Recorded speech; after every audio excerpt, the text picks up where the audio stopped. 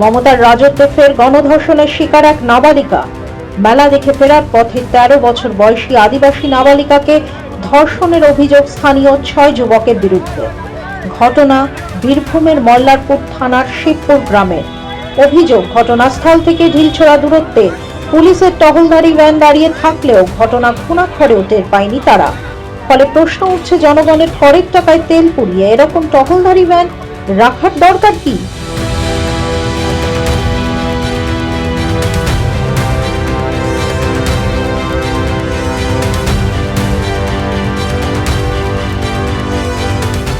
মঙ্গলবার রাতে স্থানীয় বাগানপাড়ায় মেলা দেখে ফিরেছিল কিশোরী। অভিযোগ, তখন তাকে রাস্তা থেকে তুলে নিয়ে যায় কয়েকজন যুবক। পাশেই জঙ্গলে নিয়ে গিয়ে দফায় দফায় তাকে ধর্ষণ করে 6 অভিযুক্ত। এরপর নাবালিকাকে ফেলে পালায় তারা।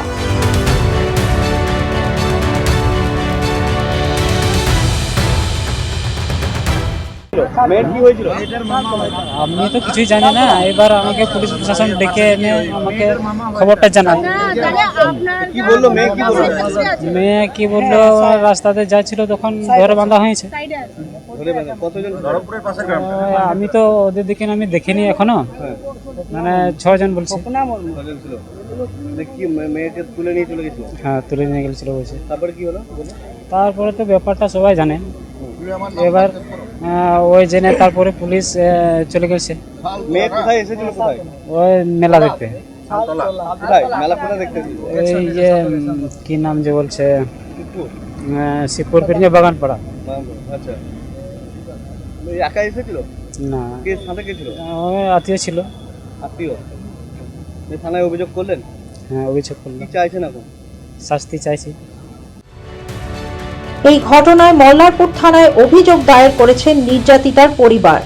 অভিযোগের ভিত্তিতে সমাপ্ত কোনাই, অরিন্দম সোরেন, শুভজিৎ ঘোষ, বনমালী ঘোষ, সুজিত ঘোষ ও অভিজিৎ ঘোষ নামে 6 যুবককে গ্রেপ্তার করেছে পুলিশ। ধৃতদের বুধবার আদালতে পেশ করা হয়েছে।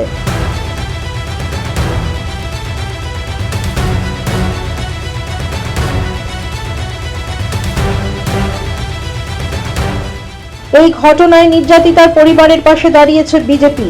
সব রকম আইনি সহযোগিতার প্রতিশ্রুতি দিয়েছে তারা। যে অনৈতিক ঘটনা ঘটেছে, আমরা এই ঘটনায় অত্যন্ত মর্মাহত।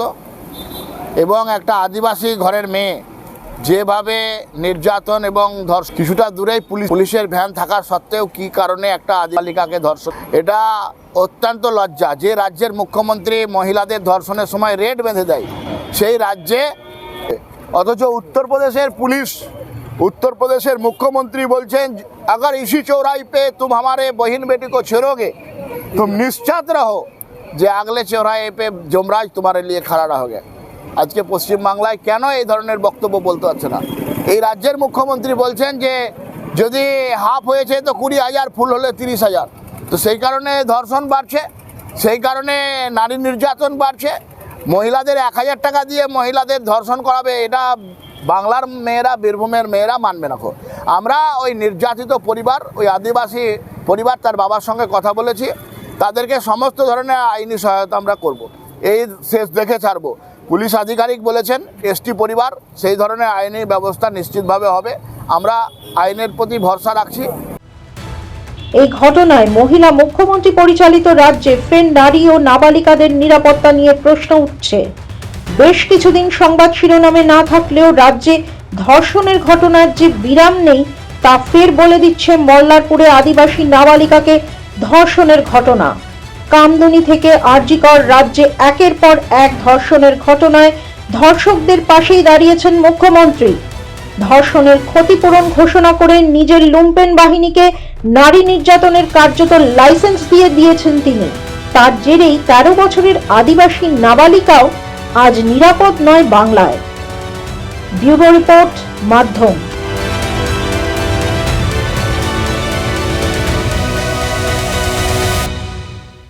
अरुणाचल सरकार का संकल्प 5 प्रतिज्ञा, शिक्षा से सशक्त भविष्य, कृषि से समृद्धि का, प्रकृति का साथ विकास, हर घर तक ग्रीन एनर्जी, पर्यटन से नई पहचान। इन प्रतिज्ञाओं के माध्यम से हम बनाएंगे ऐसा अरुणाचल सुंदर, स्वच्छ, सुरक्षित, शिक्षित, स्वस्थ और समृद्ध। हमारा वादा, विकास भी विरासत भी।